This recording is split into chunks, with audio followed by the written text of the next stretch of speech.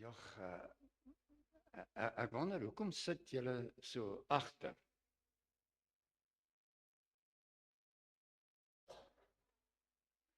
En, 'n kerk is mos 'n plek wat jy naby wil wees, is dit nie?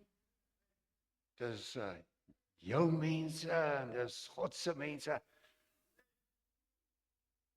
Kinders van die Here is eintlik 'n groot familie, is dit nie? Wat maak julle daar agter? Mens moet mos nou hier so voor wees nie. Ja. Maar dankie dat julle vanoggend hier is. Dankie vir al die oupas, al die oumas, die paas en die maas. Dankie vir al die jong mense wat hier is. Kinders. En nou, ek is bly dat die kinders wat hier is, hulle moes eintlik almal hier gewees het, is dit nie? Almal. En as die ou man nou praat wat hulle nie verstaan nie, dan moet jy hom sê, hey, praat sodat die kinders verstaan nie.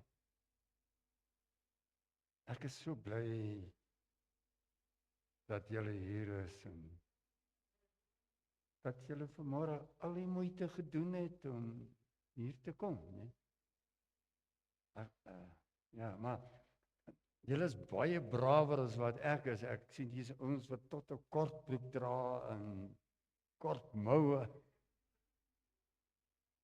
En ek het gewonder hoekom is die verwarmers nie aan nie, man. Ek sien ek hierdie ouens is baie taaier as wat ek is, jy weet. Maar ek is bly en dankie Pastor Eben dat ek die voorreg het om vanoggend hier. Nou, Dankenwil gemeente, dis nie 3 riviere gemeente nie. Goed, ek het 'n klomp jare terug gereeld hier gepreek, jy weet. Meyerton en hierso, maar ek was so lanklaas hier dat ek vanmôre kyk ek die pad so en ek sien al die huise en die goed en ek dink dit lyk anders as wat ek hier is, maar ek is hierso.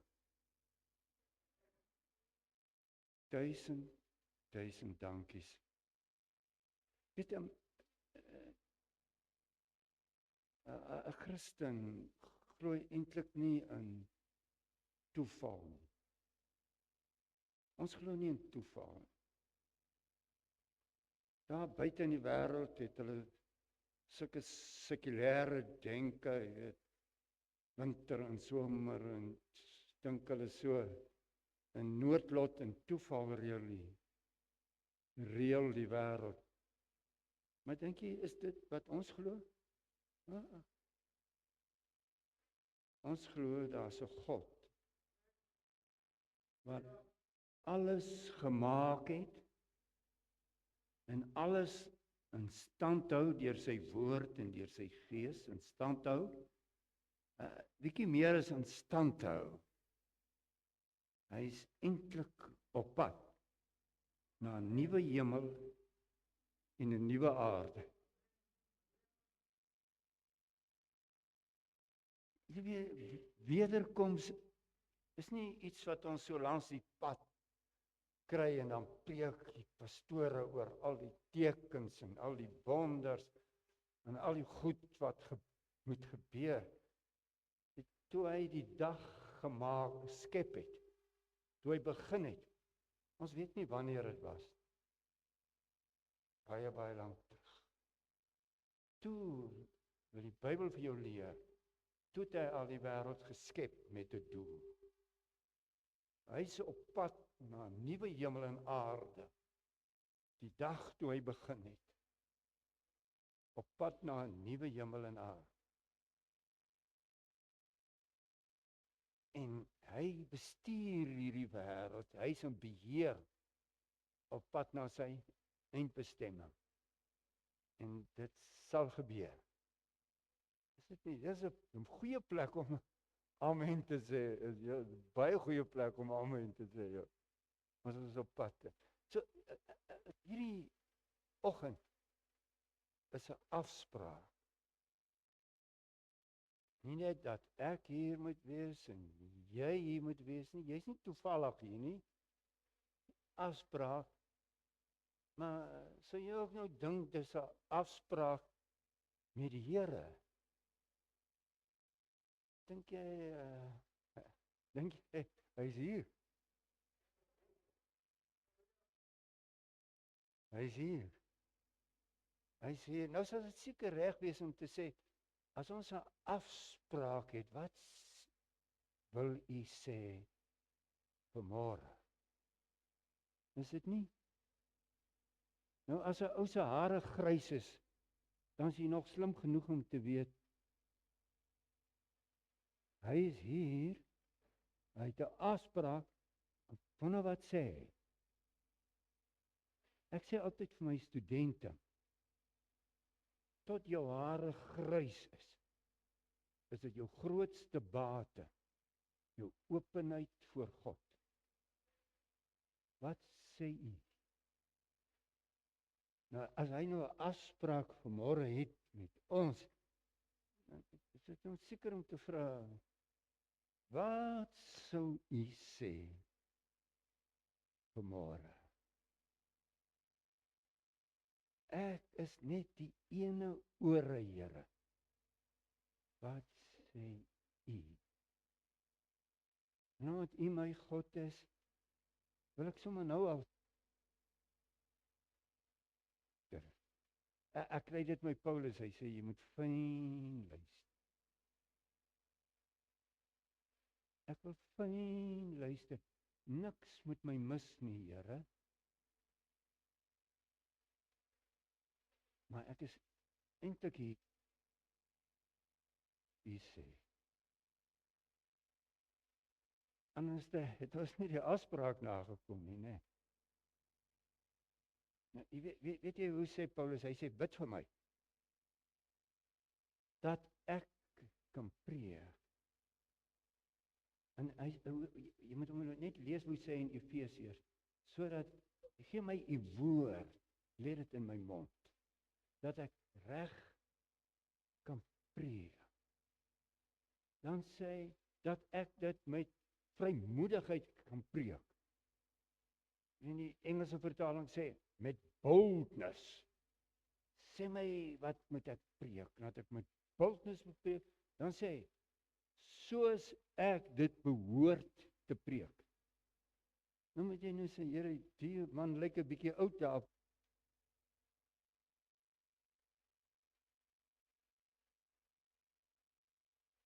En dat hy dit met boldness en vrymoedigheid sê. En nie net soms, dis God wat praat. Soos hy dit behoort te praat. Maar dat hy 'n ander keer dan sê, bid dat die Here harte sal oopmaak om te hoor. Nou, so ek nou sê, Here, dat elke oupa en ouma mooi hoor. Dat elke pa mooi hoor, sy sout werd is. Elke ma, elke seun en dogter, dat hulle verstaan in Jesus naam. Dis like, ek het nou 'n lang inleiding al, hè.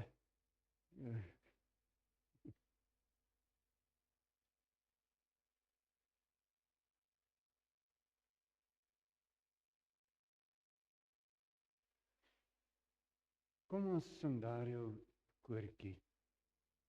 He touch me. He touch me. Something happened. I know he touch me. Ek gaan gesels. Nee, jy kan maar sit, jy kan maar sit, jy kan maar sit. Ek ons Pinkstermense het nooit hande geklap as ons die teenwoordigheid van die Here ervaar. Ons het altyd in tale gepraat. Die charismate het ons probeer leer, gee vir God 'n hand of jy klap vir hom aan. Maar as ons die gees van die Here altyd aanvaar, het ons in tale gepraat. Dis is so, né? Is so. Ons het die teenwoordigheid van God ervaar, dan gee ons oor aan die Gees. Ek sê maar net, dankie.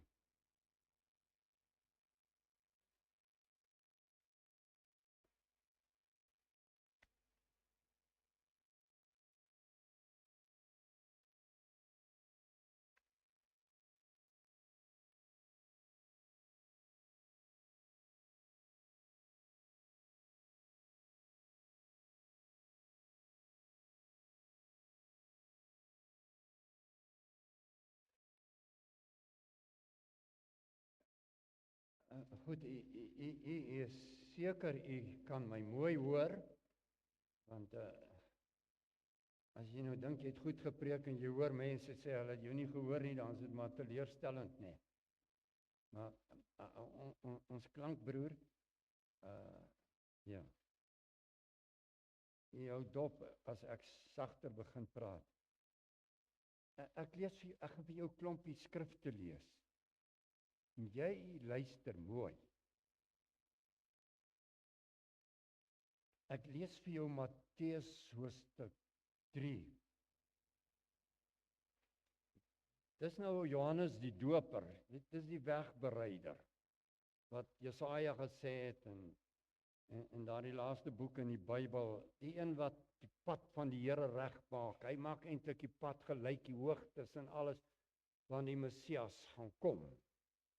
Die stem wat roep, en nou, en begin van vers 3, skryf Matteus, iemand roep in die woestyn, dit is gesê, Jesaja, maak die pad van die Here gereed, maak die paaie vir hom reguit, maak die hoogtetjies, weet soos 'n snelweg, hy kom. En nou gaan ek jou net een versie lees, hoe het hy hom bekend gestel? Ek lees vir jou vers 13 van Matteus 3. Ek doop julle wel met water.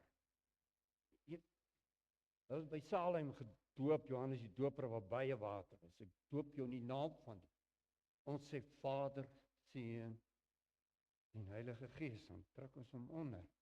Ek doop julle wel met water omdat julle bekeer het. Maar hy wat na my kom, is my meerdere. En ek is nie eers werd om sy skoene uit te trek nie. Hy sal julle doop met die Heilige Gees en met vuur. Hoor jy hoe hy bekend gestel? Wie is die doper in die Heilige Gees? Jesus. Hoekom het hy gekom?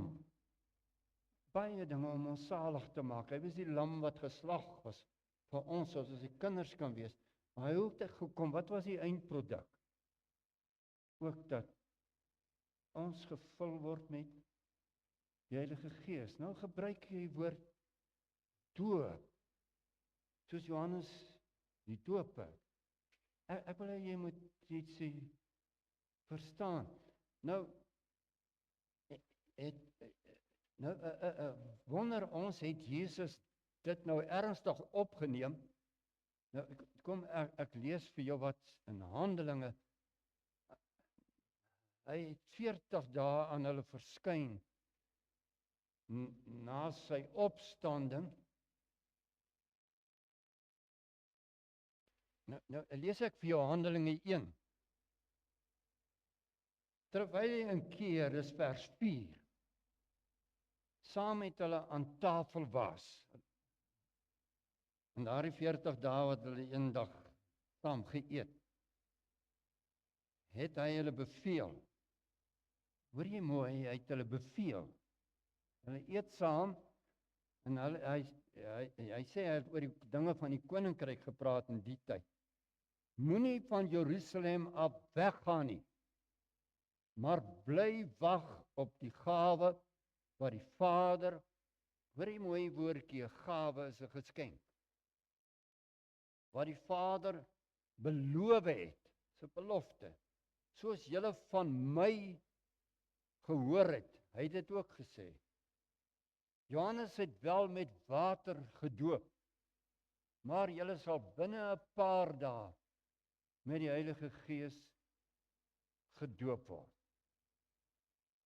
Kan jy sien hoe sluit hy by Johannes aan?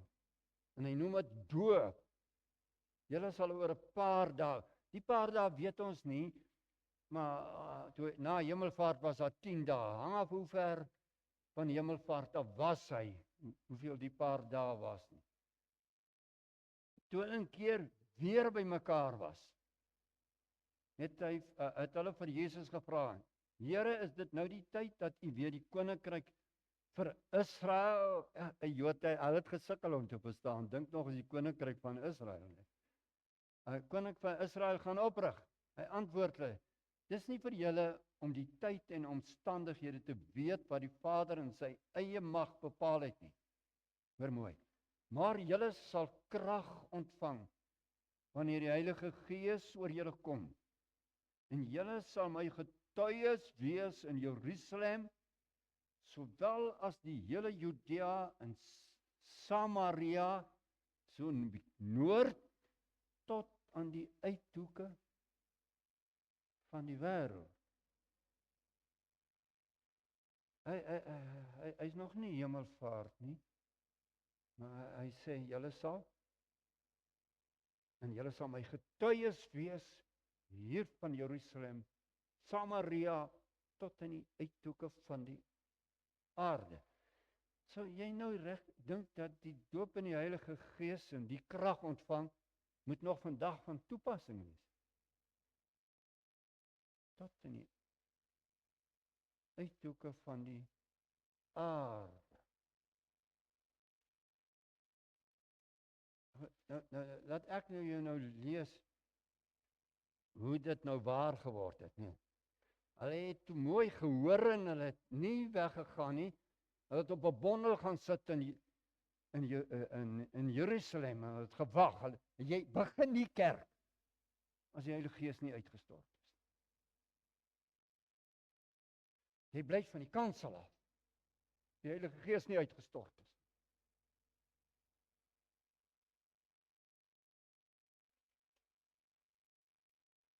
Ek lees vir jou.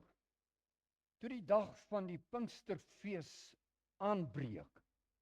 Jy weet, die woordjie Pinkster, Pentekos. Dit beteken, dit is die Grieks vir 50 dae. Jy weet, hulle het getel van die tweede dag van die Paasfees. Het hulle 50 dae getel. En dan was dit Pinksterdag. Dis 'n oestyd. Die sekel word ingesit. Op daai tweede dag van Pasen begin hulle oes. Hulle sit die sekel in en dis die oesfees, dis die tyd van oes is klaar. Hy's afgelewer. Daar is in God se plan is daar definitiewe tyd. 50 dae. Julle sal binne 'n paar dae die Heilige Gees ontvang. Dit was afgetel 50 dae van die tweede dag van die Paasfees. En die dag van die Pinksterfees aanbreek, was hulle almal op een plek bymekaar. Skielik was daar 'n geluid uit die hemel soos van 'n geweldige stormwind. Dit het die hele vertrek vervul waar hulle gesit het. Hulle het iets soos vuur gesien wat in tonge verdeel en op elkeen van hulle gekom het.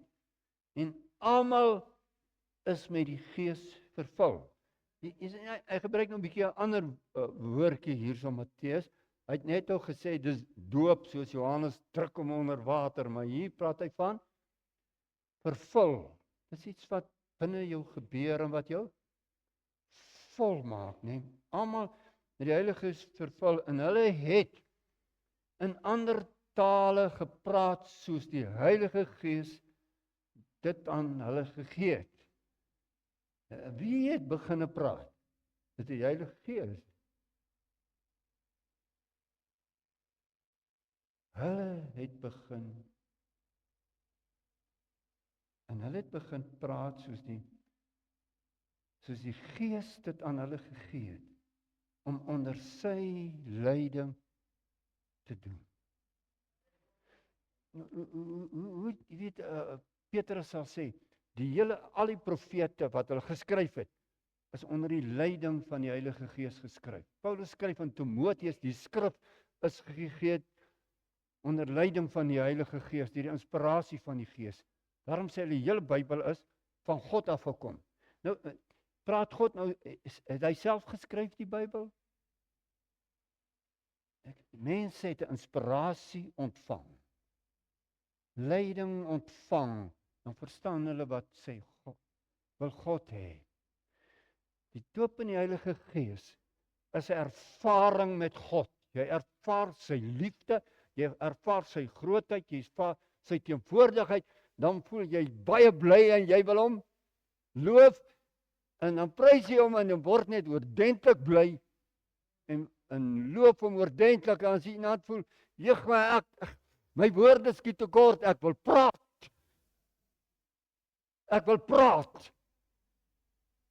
Wat maak jy dan? Sê jy, nee, ek wil 'n egte ondervinding hê, God moet praat, jy weet, soort van iets soos dit. God is nader aan jou as wat jy dink. Hoor my mooi, daar gaan meer tussen jou en God aan die gang as wat jy dink. Jy hoor my agter ook nie. Dit gaan meer tussen jou en God aan die gang as wat jy dink. God is nader aan jou. Maar Gees in onder sy leiding te doen. Toe die godsdienstige Jode uit al die nasies, daar het godsdienstige Jode uit al die nasies onder die son in Jerusalem gewoon. Toe die mense die geluid hoor en 'n groot skare saamgedrom. En omdat elkeen gehoor het hoe daar in sy eie taal gepraat word, het hulle nie geweet hoe hulle dit het nie, hulle het nie verstaan nie, verras en verbaas sê hulle, die mense wat daar praat, is tog almal Galileërs. Hoe hoor elkeen van ons hulle in sy eie moedertaal? Hulle kom van Galilea af, dis waar Jesus gewoon het en begin het sy evangelie. En nou noem my al die name van waar die mense gekom het en kom. Hulle was almal verbaas, vers 12, en uit die veld geslaan. Party het vir mekaar gevra, wat kan dit tog beteken? Maar party het gespot en gesê, hulle is dronk.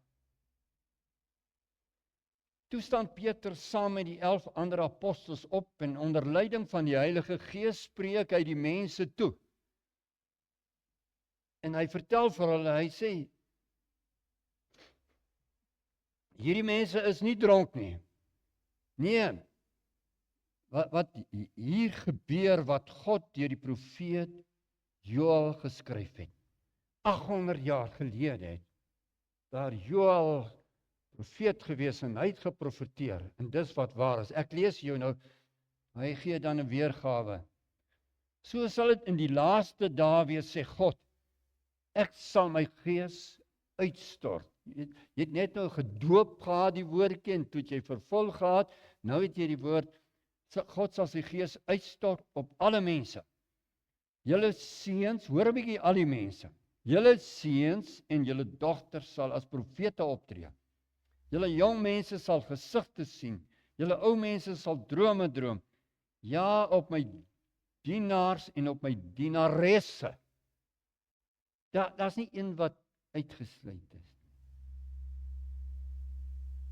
My gees uitstort en hulle sal as profete optree. En dit is wonderlik. Jy weet, ons is daar in Auckland Park, is by Universiteit van Johannesburg.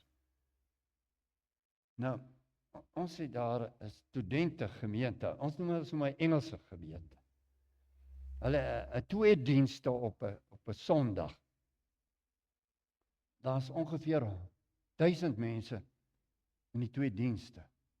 Hulle laaste doopdiens het hulle 1 doopdiens 100 studente gedoop. Elke oggend 5:00 kan jy voor ATS Teologiese Seminarium staan. Dan kom hulle in die donker so skimme in. Elke oggend. Nie vir 'n week nie, vir jare. Dan bid hulle. En ek was in die week, het ek weer by hulle gewees, jy weet. Party sit en party lê. En hulle praat in tale, hulle loof God. En sê ek sal my gees uitstort op julle dienaars en dienaresse, op elkeen sal hy sy gees uitstort. Dis baie wonderlik. En Petrus het 'n fantastiese preek dan, maar ek lees vir jou van vers 32. God het hierdie Jesus uit die dood laat opstaan. Die doop in die Heilige Gees het te doen met die doper Jesus Christus. Die Heilige Gees bring Jesus. Nou sê hy, God het hierdie Jesus uit die dood uit laat opstaan. Daarvan is almal getuies. Dis die Galileërs was baie hulle dit gesien. Hy is verhoog aan die regterhand van God. Hy het opgestaan, hy was 40 dae saam met hulle, en toe is hemelvaart, en toe is hy verhoog, hy het gaan sit aan die regterhand van God die Vader.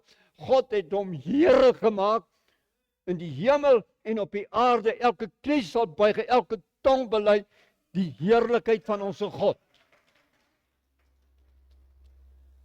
Wat doen die Heilige Gees? Hy vervul, hy doop, hy kom oor jou, hy maak jou sterk, maar hy is verhoog en aan die regterhand van God gesit. En het die Heilige Gees wat beloof is van die Vader ontvang en uitgestort. Dis wat julle nou sien en hoor. Het jy hom? Het jy hom? Kan jy besef dat met die doop in die Gees, die groot God, as hy seën gegee het en gesterf het en het opgestaan in die hemel, is hier 'n probleem.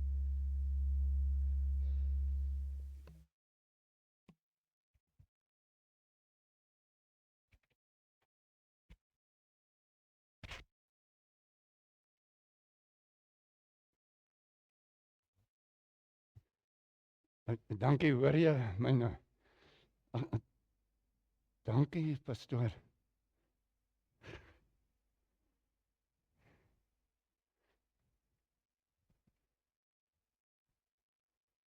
Dis like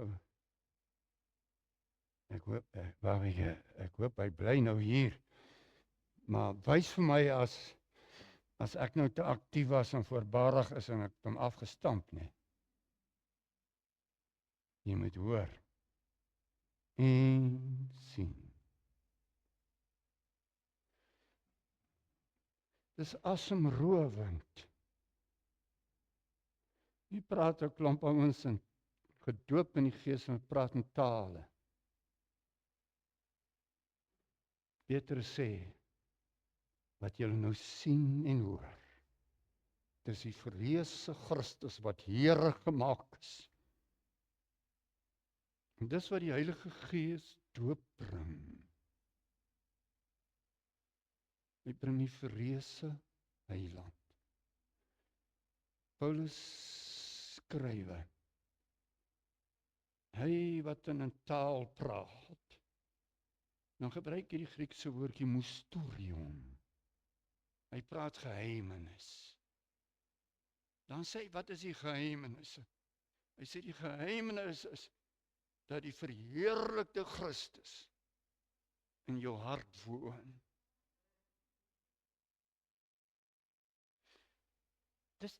Dis meer as net die opgestane Christus.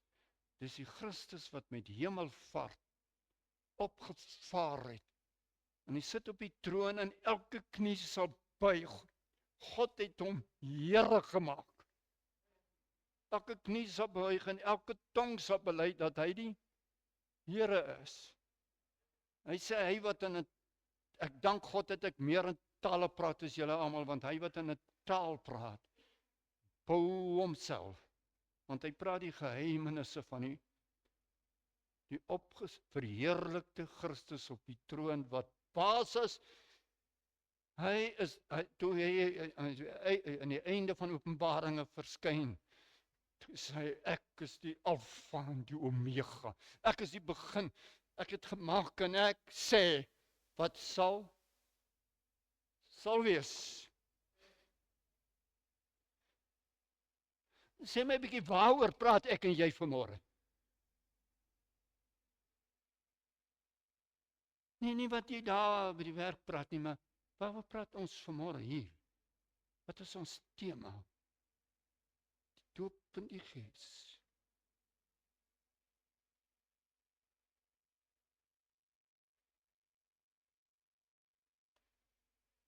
Dis vreeslik mooi. Dis nie mooi nie, maar nou mag ek net klaarmaak wat hy sê.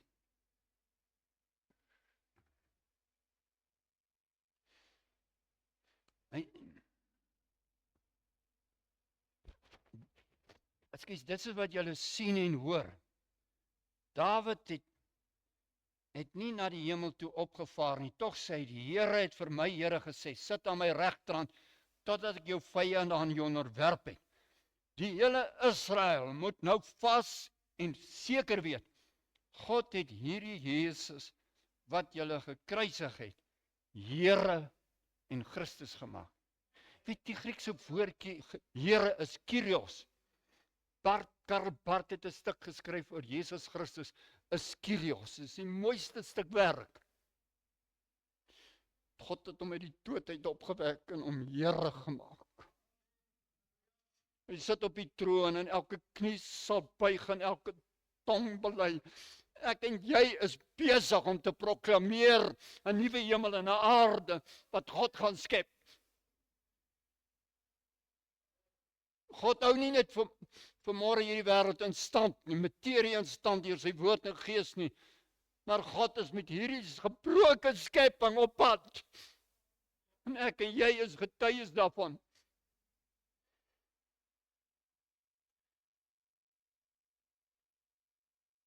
By die antwoord hiervan is die mense diep getref. En het vir Petrus en die ander apostels gevra, wat moet ons doen, broers? Toe antwoord Petrus hulle, bekeer julle en laat elkeen van julle gedoop word in die naam van Jesus Christus, dan sal God julle sondes vergewe en julle sal die Heilige Gees as gawe, dis 'n geskenk, ontvang, want wat God beloof het, en dis vir julle en julle kinders, vir almal wat daar ver is, vir almal wat die Here ons God na hom toe sal roep.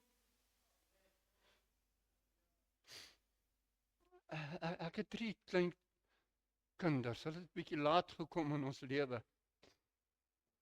Ons is arm wat hulle betref, maar net 3 is. Maar ons het gesorg dat al 3 op 4 jaar deur Jesus aanneem. Daar is nie 'n ding dat God het nie 'n mens gemaak vir een dag vir jy al in sonde nie. 4 jaar moes hy hart in die Here gee. Hulle is gedoop, ek het hulle gedoop in die berge daar by langs die see. Hulle is al 3 gedoop in die Heilige Gees. My vrou was nou siek en was hulle 'n paar dae was hulle daar. Ek het my verstom hoe hulle een vir een inkom. Ouma, kan ek vir jou hande oplê en bid?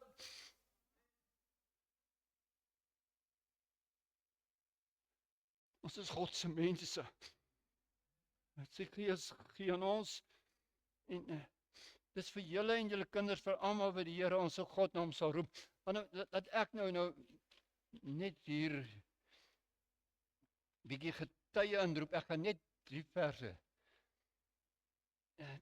Daar kom moeilik, hulle maak Stefanus dood En Saulus begin hulle vervolg en hulle moes vlug. En die gelowiges het toe uitmekaar gespat en hulle preek oral.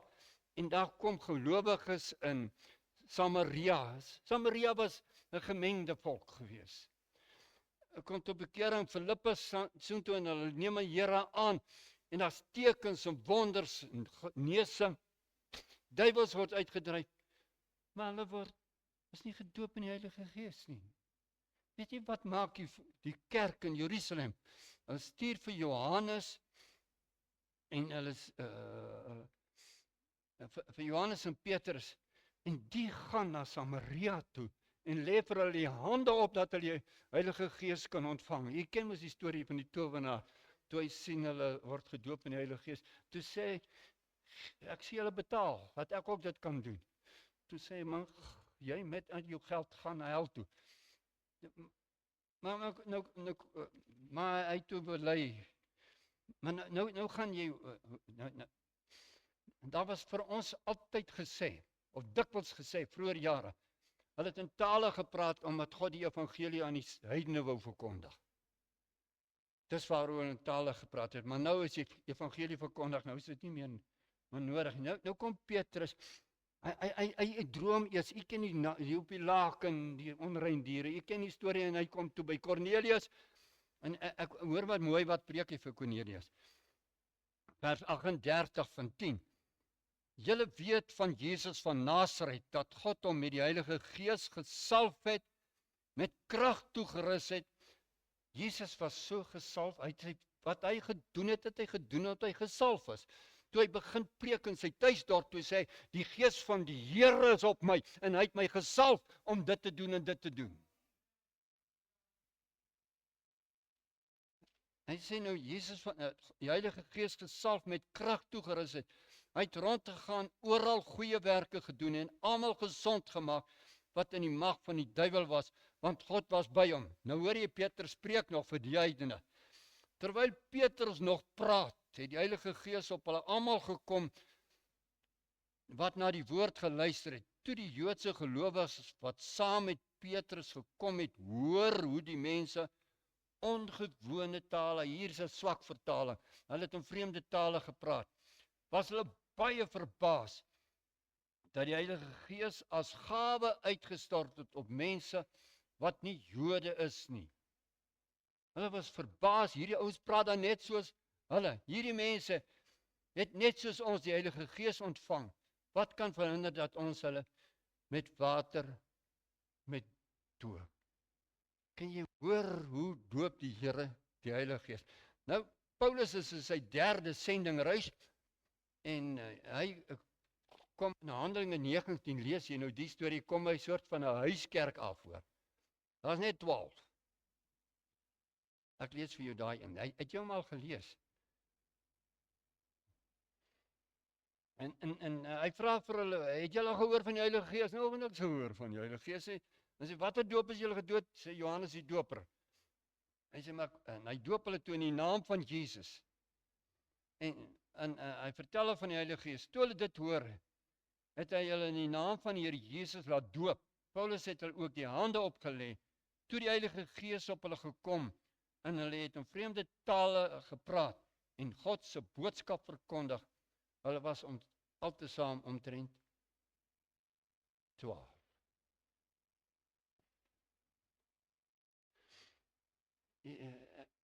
Ek het nou probeer, en ek het jou dalk 'n bietjie vermoei. Ek sê, probeer net vir u sê, die ou probeer hier vanuit die Bybel uitpraat. Ek moes in die begin vir jou gesê het, as jy nie saamstem nie, staan op en sê vir my. Of as jy nie saamstem nie, staan op en loop uit en sê, dis nie Bybel nie.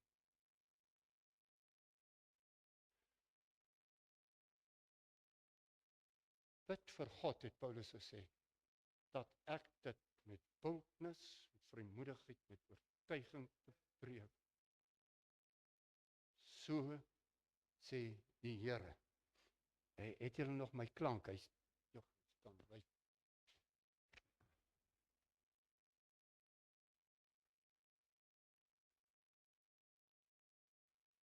Jy sien, die duiwel is 'n kwaaddoener. Das teken het Paulus het die woord, hy benevel jou verstand beteken.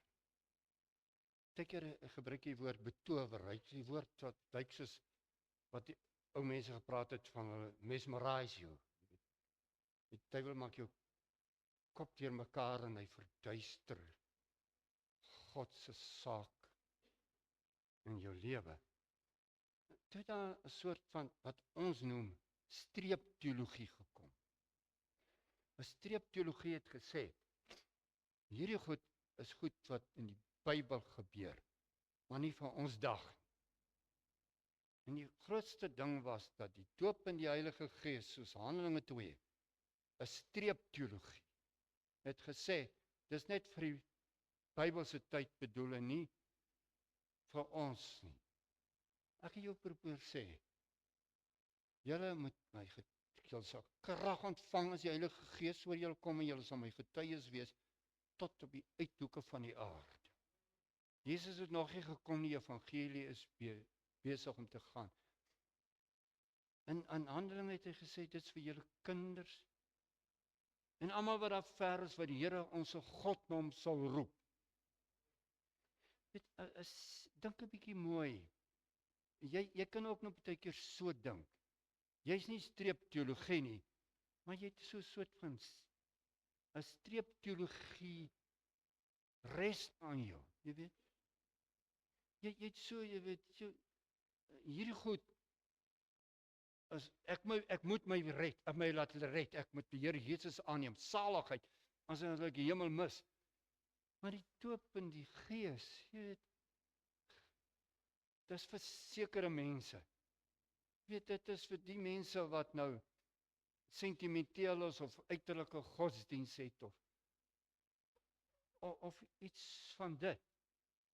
Maar sê vir my 'n bietjie, is die moeilikheid wat 'n Christen het anders vandag? Het is 'n sagterhand duiwel wat ons mee moet spook vandag, dat die vroeë kerk met krag aangedoen moet word in die Heilige Gees, maar ek en jy soms onsself hanteer, sonder die doop in die Heilige Gees. Jy weet, die Heilige Gees, Jesus is die doper, as jy hom aanneem, kom in jou woon, maar die doop in die Heilige Gees is daardie kragaandoening van God.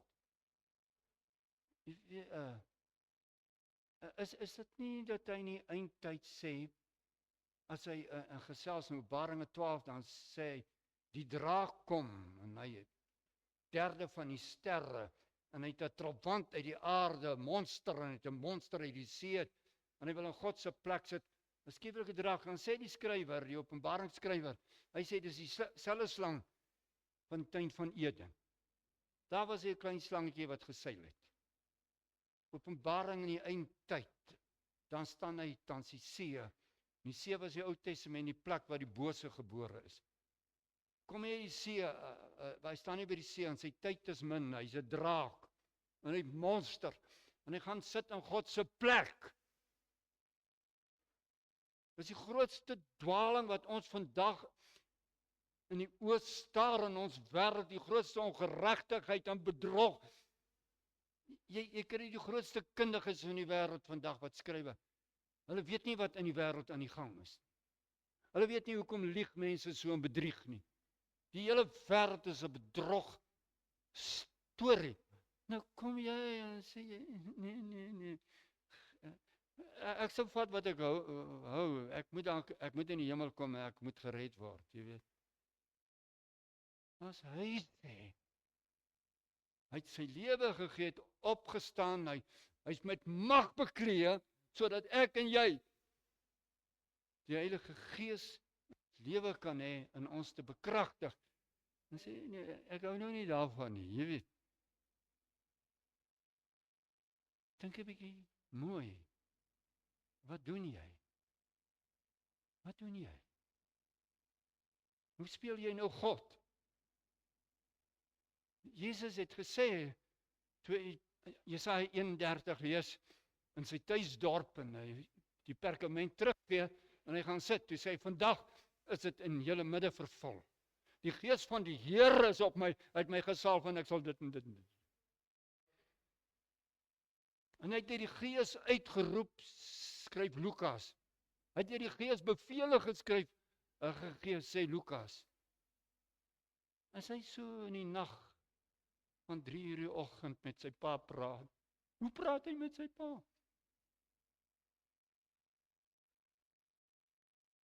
Jesus, hoor mooi wat sê hy. Toe hy in die Jordaan as Johannes die Doper sê, ek het hom nie geken nie, maar hy wat my gestuur het gesê, die een of wie jy die Gees sien, kom en bly, dis hy. En toe hy doop, toe kom die Heilige Gees soos 'n duif en die stem sê, dis my geliefde seun. Nou hoor jy, wat skryf Lukas? Lukas sê, hy het vol van die Gees van die Jordaan af gekom. Hoe weet Lukas dit? Ek weet nie, hoe weet dit maar hy sê vol van die Gees. Het hy van die Jordaan af gekom. En die Gees dryf hom die woestyn in om versoek te word.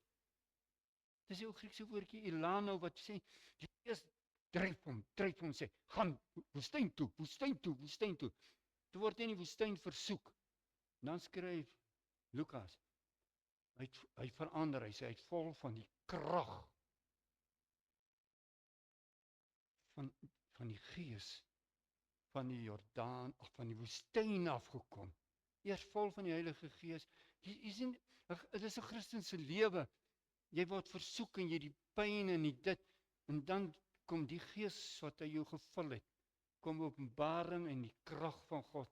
En dan staan daar, toe hy so vol van die krag van die woestyn kom, dan sê, dat 'n gerug aangaande hom versprei. 'n Storieetjie. Jesus doen dit, Jesus sê dit. En dis toe wat hy in Nasaret begin preek het. Ek praat oor die kerk vandag. Ek praat oor God se mense. Ek praat oor die evangelie. Ek praat oor die wederkoms. Ek praat oor mense wat arm is en wat sukkel, wat in 'n gebroke wêreld bly. Wat God se erlewing moet ervaar. Die wonder van ons God. Ek praat oor jou roeping. Ek praat van die Jesus Christus wat Here gemaak is, wat met sy krag in jou lewe wil werk.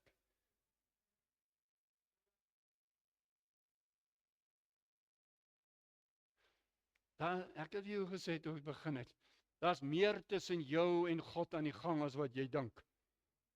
Hy's nader aan jou. Jy onderskat God se grootheid. Jy onderskat sy liefde. En al sê ek dit vanmôre vir jou, as jy hom dag sien soos hy is, jy weet, ek was stupid. God was nader aan my. Hy was meer werksaam in my lewe. Ek het nie gesien nie. Hoe sê Psalm 139, U ken my van ver af. Hy sê, ek dink nog nie is 'n ding nie, dan weet jy dit. Hy sê, U het my gevorm in my moeder skoot. En hoe wonderlik het U my gemaak. Dan gaan hy aan, dan sê hy, toe U na my ongevormde klomp gekyk het. Wolf het gesê, jy moet in die woord verstaan, die dag van bevrugting.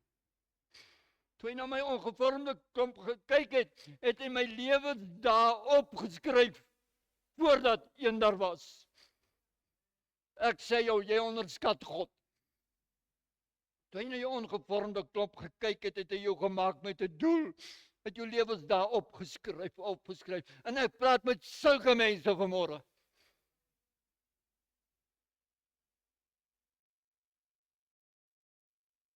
Dink jy, hy sê vir jou, jy sê ek wil die Gees sê, en hy sê nee, is nie vir jou nie. Waar kom jy dan? Waar kom jy dan? Met my maat my gesê, Hulle het 'n kering gekom voordat ek my verstand gehad het. Ek het in huis groot geword wat pa en ma wat God liefhet. My ma het vir my gesê, toe ek nog sondaar was, voor ek my hart in die Here gegee het God al my gebede gehoor. Sy sê, toe my oudste suster 'n stok in haar oog steek en haar oog bloei, sy sê, ek het God nie geken, maar ek het my kind gegryp, en ek het gebid, en die Here het haar oog net so gesond. Ek het jou geken. Ek het na jou ongevormde klomp gekyk, ek het jou dae opgeskryf. Ek weet ons wil God maak soos ons dink. Die groot God wat op die troon sit. Jy sien, Jesus is nie Here gemaak omdat hy dit nodig gehad het nie. Hy was skepper na sy pa. Deur hom en uit hom tot alle dinge gemaak. Hy het nie, maar hy het in ons plek geleef. Dis vir ons wat die troonbestuiging was. Bart sê, as jy oor hemelvaart praat, dan praat jy van God se troonbestuiging. Hy het op die troon gaan sit vir my en vir jou, dat ek en jy se lewe op troonwêreld is.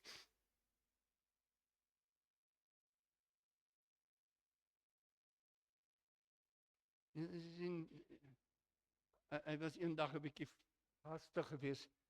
Jy kry dit in Johannes 7.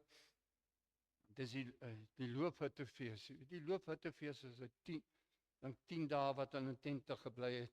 Dit moes hulle onthou, hulle was in ballingskap. Dit was nou ook in die oestyd. Jy moet nie nou vandag loofhuttefees hou nie. Jy hou nie Joodse goed nie. Jy hou die vervulling daarvan. Dis eintlik 'n storie wat jou vertel van Jesus se verlossing. Jy gaan nie in 'n tent bly nie. Want jy was nie in 'n woestyn nie, saam met Israel. Jy vier die oorwinning van Jesus Christus. Is dit reg? Ons vier die opgestane Christus. Dit vier ons. En ek het nou my punt verloor. Ja, so.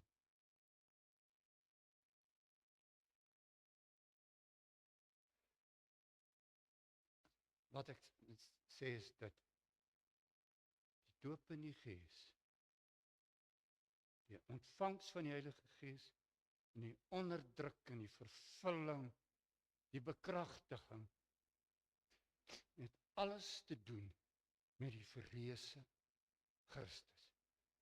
Die opgestane Christus, wat nog gesê het, vat my wond, kyk, hy is opgevaar in die hemel, en God het hom verhoog, hy sit aan die regter. Die Heilige Gees gaan oor daardie Christus op die troon.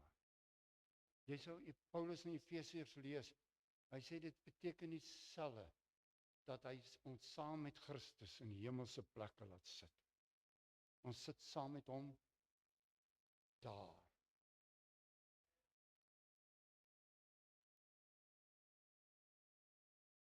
Jy sien, die ding kan wees, dat mense so dink. Die doop in die Heilige Gees is 'n apostoliekerk storie. Dis 'n Pinksterkerk storie, dis 'n charismatiese storie. Die doop in die Heilige Gees is nie 'n kerkstorie. Niks met 'n kerk te doen. Kerk kan dit glo. Jy moet dit glo. Maar ons het nie geskep. Weet jy waar die storie begin? Jy lees in Genesis 1. Die aarde was woes en leeg.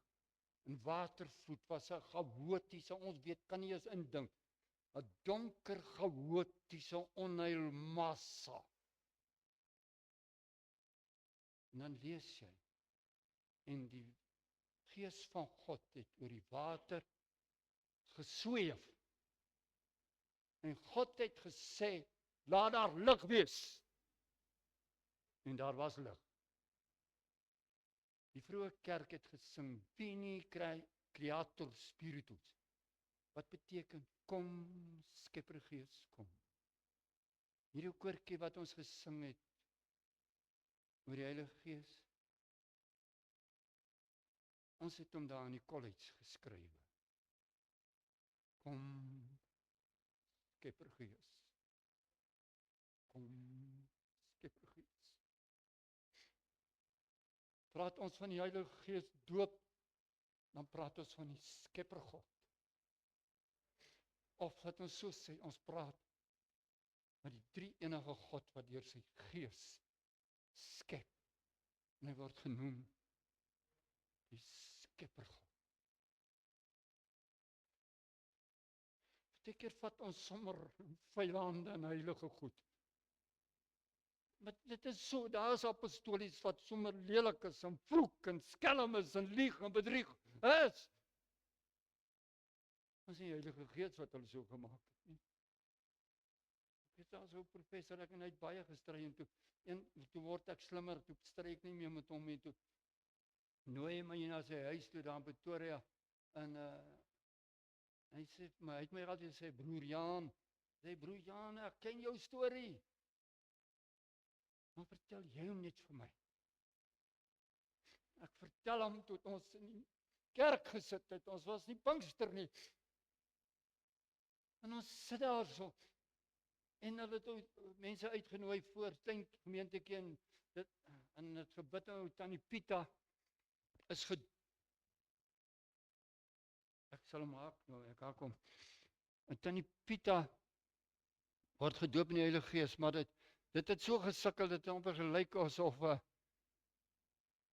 die pastoor in Tannie Pieter se plek moes in tale praat. Jy weet, dit is sukkel so. Maar ons sit daar, mos nie Pinkster nie. En ek het so laat broer, hy was 'n babietjie gebore, my ma sit so in die middel van die ry, en met die babietjie pas koets het gesit. En die pastoor, toe ons afsluit, toe sê hy, Suster Hating, sal jy nie vir ons afsluit met gebed nie? Maar in ons kerk het nie sulke goed gedoen nie, wat die pastoor nou so vra nie. En my ma sit met die babietjies op haar hand en sy begin bid. En hy vat sy visievoorsitter en hy stap na toe, hy vat die baba af en hy sit dit in die visievoorsitter se hand en hy sit sy hand so op my ma se kop. En sê, Here, doop die vrou in die Heilige Gees. Sy's daar gedoop in die Heilige Gees, net so. Ons is plaas toe, my pa was, ons het 'n ver plaas gehad, ook. Toe kom hy daar by ons aan 11 uur aan. Toe kry sy vrou praat in tale. Hy was hom baie vreemd. Volgende môre toe staan sy op en toe praat sy nog in tale. Sy sê iets soos 5 dae lank. Ek meen sy het gesê die koeie het gekalf nie, dan praat sy in tale.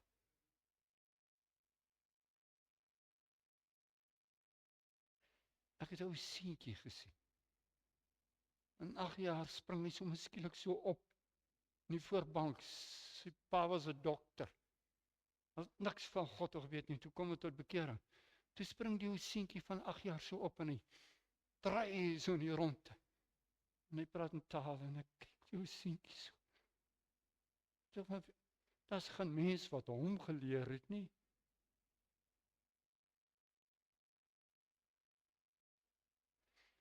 Dis 'n werklikheid. Dis God se Gees, dis die Skeppergees. Dis nie 'n AGS of 'n Pinkster of charismatiese storie nie. Dis God se storie. En weet jy, dis 'n geskenk. Hy sê dis 'n gawe wat God beloof het. Dis 'n geskenk. Hy wat na ons ongevormde klomp kyk, met 'n droom oor ons. Ek wens jy kan net voel hoe vryf vir jou kop. Vryf vir jou kop. Ek wens jy kan alles raak sien wat hy in jou lewe doen. Sal hy nou net na 'n ongevormde klomp kyk? En is die dag, is jou hare grys of is jy oud is of groot is en voor jy al die uitdagings staan? dan weet hy nie eens van jou nie. Dis 'n gawe. Dis 'n geskenk. Maar ek gaan jou nou iets sê, en ek wil hê jy moet ernstig wees met dit. Toe hy die môre opstaan, toe sy disippels op 'n wegkruipplek agter geslote deure gaan, onthou jy, toe het hy deur die dag die Emmausgangers ontmoet. In die aand, toe kry hulle agter geslote deure. Het jy al Johannes 20 mooi gelees wat sê? Toe hy inkom, toe sê hy, Shalom. Dis die Ou Testamentiese woord vir die vrederyk van God. Hy het ons geleer om te bid, laat u koninkryk kom. En dit is 'n Shalom is 'n woord van God se heerskappy. Hy het die dood, graf en hel en dood, toe kom hy aan toe sê hy, Shalom. Elke Jood weet, dis die vrederyk van God. En hy sê, kyk my hande in my, dis ek. En toe sê hy weer, Shalom. Het jy gehoor wat sê hy toe daarna? Soos die Vader my gestuur het, stuur ek julle. Wat sê hy toe? Ontvang die Heilige Gees. My broer, suster, voordat jy weer praat oor al die swak gedooptes in die Heilige Gees en wat hulle doen en sleg en alles, en dat hulle tydjie dink hulle is beter as ander. Dink bietjie mooi. Wie is jy? Jy's gestuur. Soos die Vader my gestuur het, stuur ek julle. En hy het gesê, hy het my gesalf. Die Gees van die Here is op my, het my gesalf om dit te doen. Soos die Vader my stuur is en toe sê hy, ontvang die Heilige Gees. En toe sê hy iets wat jy maklik verkeerd kan verstaan. Hy sê, as jy 'n mens sondes vergewe, dan is dit vergewe. En as jy 'n mens sy sonde laat hou, dan is dit gehou. Daar's geen ou wat 'n ander ou se sondes kan vergewe nie. Maar eintlik het hy iets bedoel, soos Paulus sê, God sy dank, wat ons in sy triomftog saam voer. Dis iets soos dit. As jy nie die evangelie verkondig aan my getuies in hierdie wêreld nie, dan sluit jy die hemel vir die mense toe. Jy kan oopmaak of jy kan toemaak. Hy sit deur die Gees, sy waarheid in jou lewe. Dis nie, jy gaan nie mense bekeer, jy gaan nie op die straathoeke staan 'n preek en goed nie. Nee. Jy's net God se mens, se murg en been. God se vreugde is in jou sigbaar, sy liefde is in jou. Jy vat en hou, en jy bid vir hom.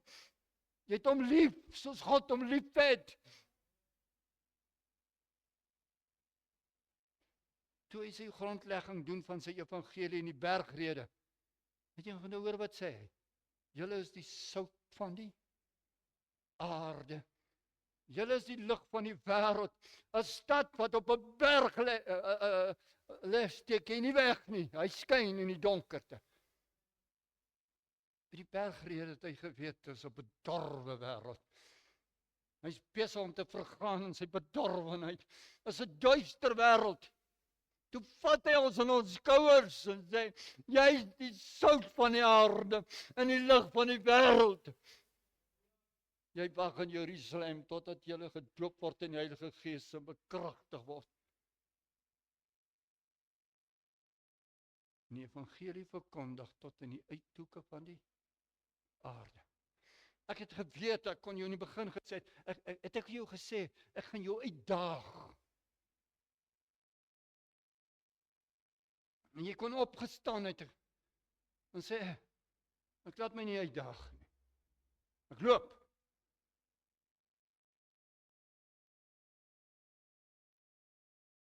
Ek en jy staan voor 'n ewige God. Ek sê jou, dat die AGS op die apostolies, dit nie 'n ontwerp nie.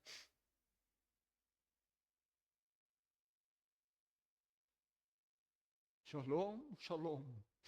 Hy het ons geleer bid vir die koms van die koninkryk, God se heerskappy wat gaan uitloop op 'n nuwe hemel en aarde, waar geregtigheid en reg sal regeer. En die wêreld skoon gemaak sal wees van al die sonde. Dis waarna ons uitkyk. Ons is medewerker vir dit. Het ek die punt gemaak? Ek het die punt gemaak, dit gaan oor die verheerlikte Christus. Ek het die punt gemaak, dis 'n geskenk. Jy werk nie daarvoor nie. Maar dit is nie God wat al die klein dingetjies. Ons noem die klein dingetjies. Daar my gesin noem ons dit sagte wonders. Ons noem nie klein wonders nie, ons groot wonders. Ons praat van sagte wonders. Dis die sagte wonders is God se wat spore trap om jou lewe. In die stof, hy trap die wêreld stof om jou, soos hy betrokke is. Maar die sagte wonders gee eintlik die koers van die groot spoor van God se werk in hierdie wêreld. Jy moet dit kan raak sien. Joubert het in sy boek, ek weet nie of Gideon Joubert se boek oor die skepping gelees het nie. Dis 'n uitsluitlike boek. Jy weet, toe my vrou die boek lees, toe sê sy, maar ek hou nie van die boekie, want die skepping is te groot en alles maak so onrus in my. Maar sê Joubert, hy sê, ons weet nie hoe groot die skepping is. Daar's nie 'n manier hoe ons dit kan meet nie. Want lig gaan so spoed per sekonde. En die nuwe kolleksies kry ons nou eers. Wanneer is hulle gebore, waar kom hulle vandaan? Hy sê ons kan nie die grootheid meet nie. Hy sê ons kan ook nie die ouderdom meet. Die skepping is baie ouer as wat ons ooit kan. En hy sê Joubert iets mooi. Hy sê jy sal God in die kleinheid vind. Jy sal hom vind by weergeboorte. As die Gees in jou werk en jou 'n nuwe skepsel maak. Nuwe skepping. Hy sê maar, Jesus het gesê, moenie bang word nie, die Fariseërs en die skrifgeleerdes, moenie bang word nie, hulle kan jou liggaam doodmaak. Hy sê maar, kyk na die voeltjies onder jou dak. Jy kan God dalk makliker vind in die sagte wonders, in die mossies onder jou dak. Hoe sê Joubert? Hy het gesê, die hare van jou hoof is getel.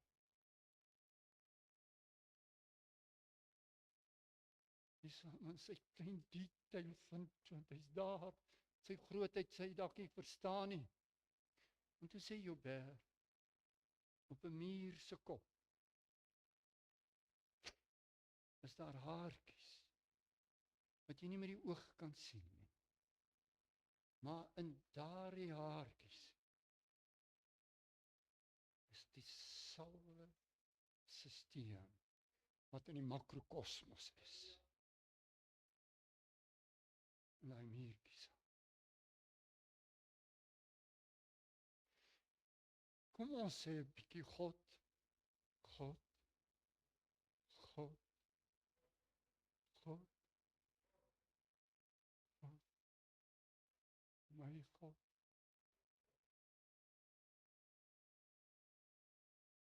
Ken ons hom regtig?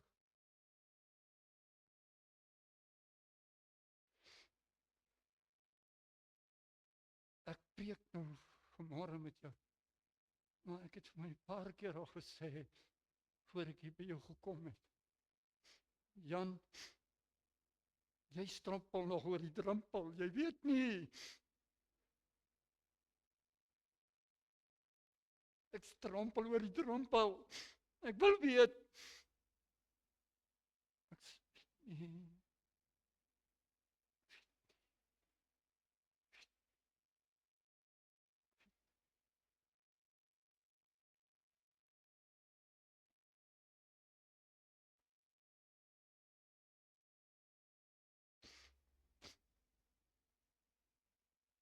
Jy sien, ek gaan my laaste punt net maak. Jy sien, die doop in die Heilige Gees en tale praat. Tale praat gaan eintlik oor ons oorgawe. Dis nie God wat ons mond nou gebruik en hy praat tale. Jy sien, is ek wat ding. Hulle het begin praat in tale. Tale praat is my gelowige oorgawe. Markus skryf in sy laaste boek, die laaste boek van Markus, lees jy. Die wat glo sal die tekens volg. Nuwe tale sal praat. Tale praat is jou daad van geloof. Ek het jou gesê in die begin het gebeur so. Jy word net bewus en jy het dit al baie geword. As ons gesing het, het jy al sy teenwoordigheid al ervaar. Jy het al bly geword. Jy ervaar sy teenwoordigheid, jy ervaar sy blydskap. Jy ervaar sy liefde. En dan wil ek net vir jou sê, man, ervaar dit oordentlik. En as jy nou bly word, sit jy in die hand van God en jy word net oordentlik bly, nee. En as jy nou oordentlik bly is en dankbaar is, het jy teenwoordigheid voel, jy voel, ja, ek wil iets sê dit. Al wat ek vir jou vra is, nie gou ophou nie. Doen dit hard en duidelik, doen dit goed. Dis soos 'n kraan in jou lewe. Jy kan nou so 'n bietjie oopmaak, of jy kan die kraan oopdraai. Dis net, en dis, moet nou nie dink aan geloof, ja, is 'n prestasie nie. Nee man, sommer net 'n vrolike ding. Here God, ek is u kind. Daar so klomp goed, vergewe my dat ek nie eens al die goed weet wat u doen nie. Dat ek so stomp deur die lewe gaan en dink dis ek self. En baie keer sien ek net die moeilikheid en ek sien net die moeilikheid, die duiwel sê dit vir my, jy weet, en ek is so swak en kwaad vir myself baie keer. En baie keer dink ek is te vroom.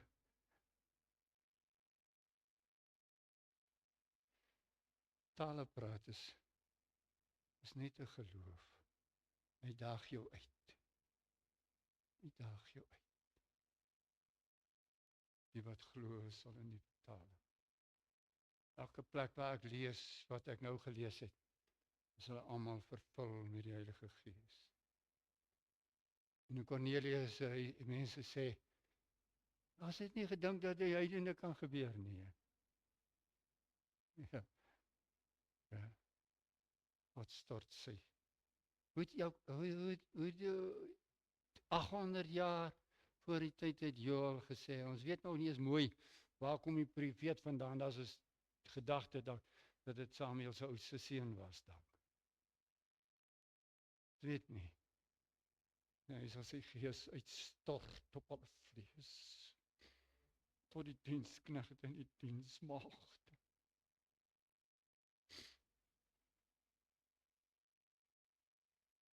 Ook mense drome, want God is met hulle. Yes, ek kry nou nie my amen vir my.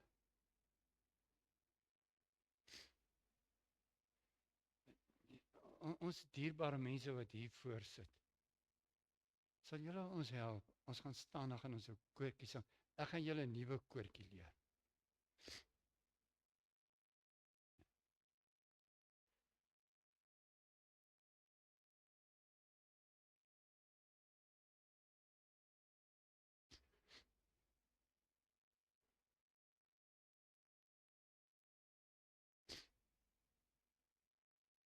Maar hulle sal hom eintlik leer. Ek is een van 'n tweeling. Maar ons albei is kan nie mooi klere onderskei nie, maar ons albei Jy kan nie toonhoogtes hoor nie. Ons is musiekdoof. So ek het geen idee nie. Jy kan maar vir my presieersfluit dan sal ek partykeer sal ek dalk wonder is dit nie dalk presieer nie, maar ek sal nie weet nie. Weet. Maar hulle sal vir jou leer maar ek hoop julle ken hom. Maar kom staan dan.